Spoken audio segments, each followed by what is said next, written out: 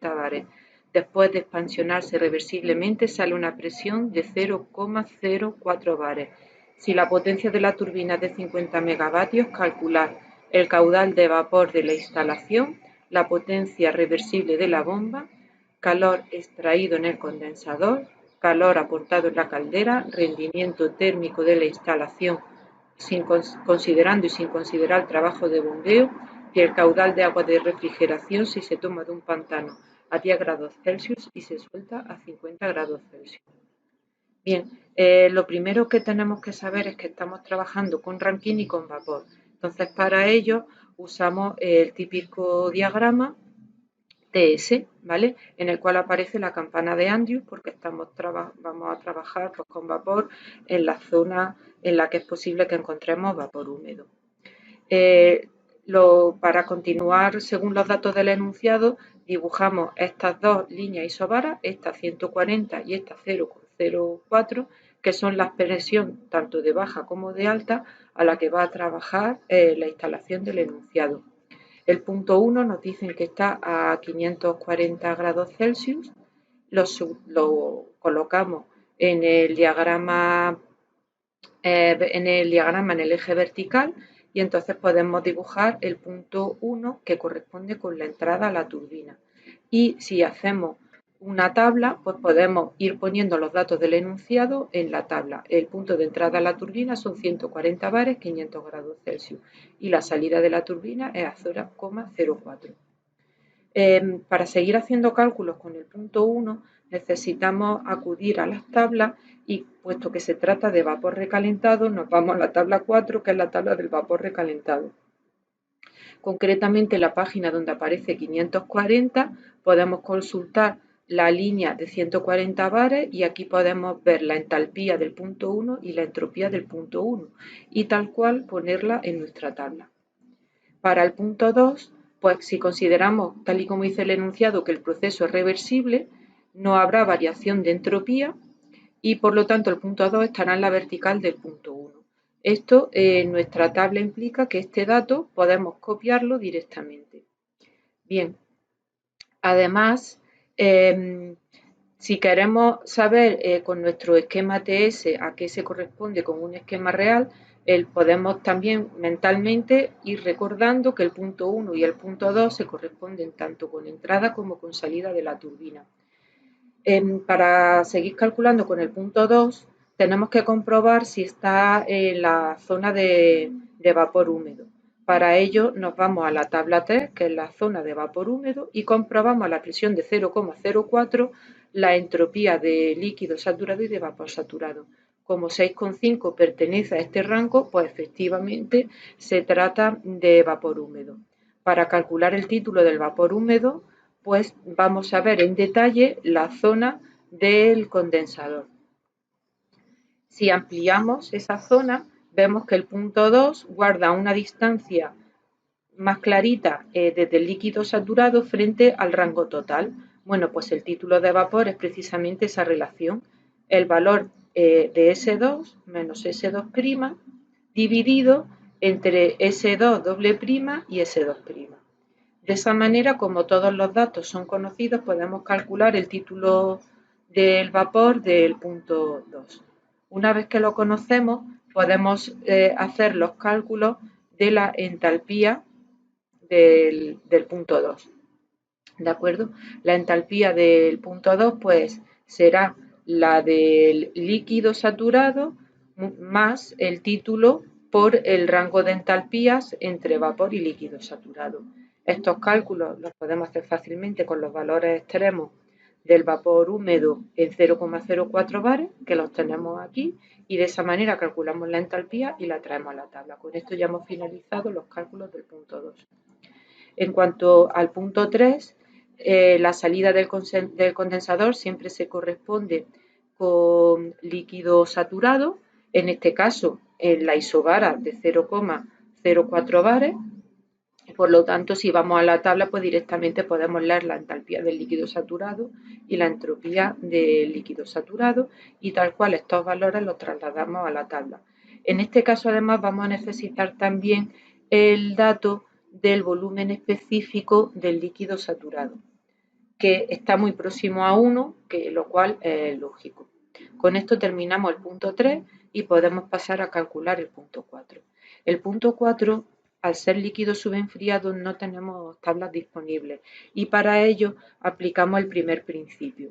Y entonces pues obtenemos esta ecuación mediante la cual calculamos la entalpía en 4 a partir de la entalpía en 3 más la variación de la energía de presión, ¿vale? ¿Por qué? Porque el volumen específico entre 3 y 4 varía muy poco, o sea, el volumen específico en un líquido varía muy poquito y podemos decir que todo el tiempo es a volumen específico constante.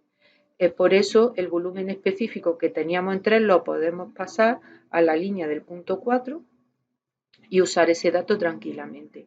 En este caso, cuando sustituimos las presiones, tenemos que destacar que, aunque originalmente están en bares, tenemos que pasar a kilojulio metro cúbico. ¿De acuerdo? Como un bar son 10 elevado a 2 kilojulios metro cúbico, lo ponemos así para obtener coherencia en las unidades.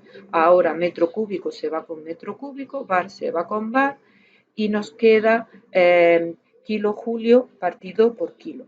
¿De acuerdo? Lo cual es coherente y lo podemos sumar con el valor de entalpía del punto 3.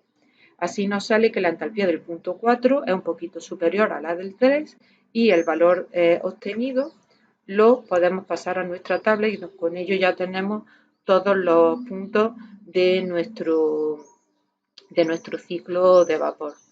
Recordamos que esos puntos se corresponden con el esquema de la instalación de la manera que dijimos al principio y ahora podemos pasar a responder las preguntas. Cuando nos preguntan por el flujo o el caudal de vapor de la instalación, pues bueno, deciros que para eso usamos el dato que nos han dado de 50 megavatios. Nos dicen que la potencia de la turbina es de 50 megavatios, eso será igual al flujo másico de vapor por el salto de entalpía entre la entrada y la salida de la turbina. Como H1 y H2 son conocidos y la potencia es dato, podemos despejar el flujo másico de vapor. ¿De acuerdo? Y entonces, bueno, igual de megajulios pasamos a 10 elevado a 3 o 1000 kilojulios por segundo, porque un julio es un vatio es un julio por segundo, y obtenemos 34,36 kilos por segundo. Aunque nos hablan de caudal, es suficiente si el dato lo damos como kilos por segundo, ¿vale? Porque en estas instalaciones se suele más hablar de kilos de vapor que de metros cúbicos de vapor. Bien, ahora vamos a calcular la potencia de las bombas. Nos dicen de nuevo que es reversible, por lo tanto está también en una vertical. Y en este caso la potencia de la bomba será el flujo másico de vapor, que ya lo hemos calculado, por el salto de entalpía entre la salida y la entrada de la bomba, cuyos valores los tenemos en la tabla, ¿vale? Sustituimos en la fórmula y obtenemos 482,82 kilovatios. Si queremos calcular ahora el calor extraído en el condensador, pues deciros que la ecuación es la misma, es el flujo másico de vapor multiplicado por el salto de entalpía entre la salida y la entrada. En este caso, como la entalpía a la salida es menor que la de la entrada, usamos valores absolutos porque nosotros estamos interesados en calcular ese calor.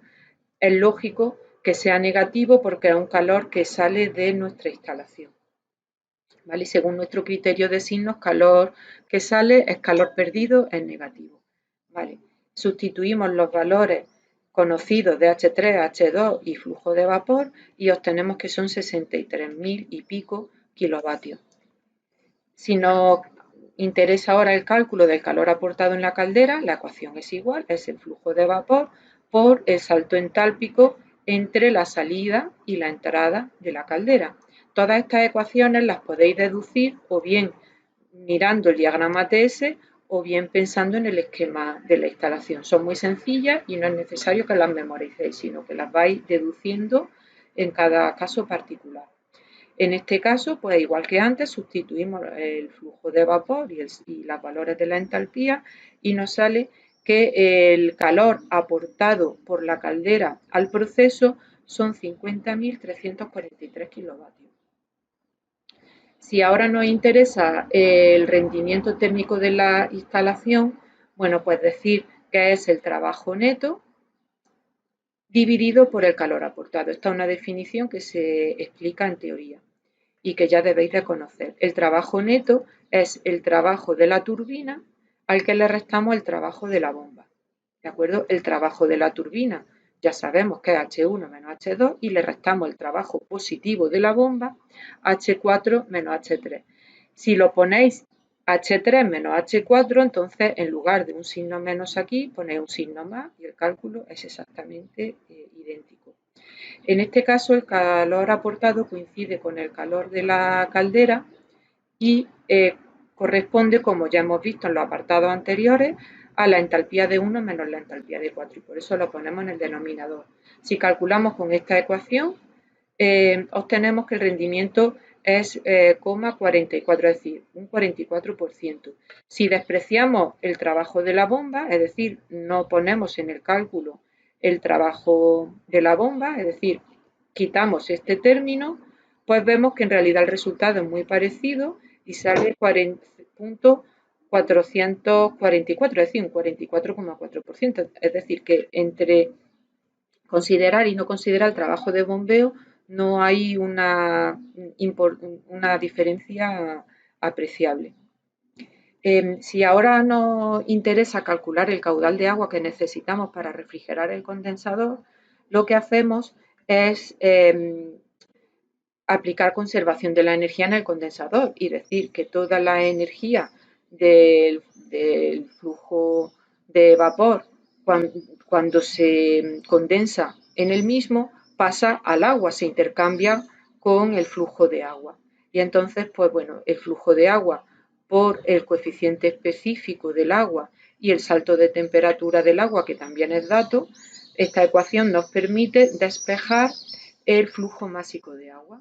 Entonces, bueno, el calor del condensador es conocido, todos son datos conocidos y obtenemos 1.584 kilos por segundo, que si tenemos un especial interés en calcularlo como caudal, pues simplemente tenemos que multiplicar por la densidad, sabiendo que un metro cúbico de agua, que son 1.000 litros, pues se corresponden con 1.000 kilos, es decir, la densidad del agua líquida se considera la unidad.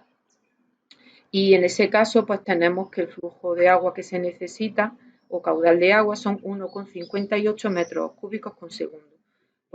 Con esto, pues ya hemos terminado el problema y, bueno, lo básico es que vayáis rellenando los puntos de la tabla y que seáis plantear las ecuaciones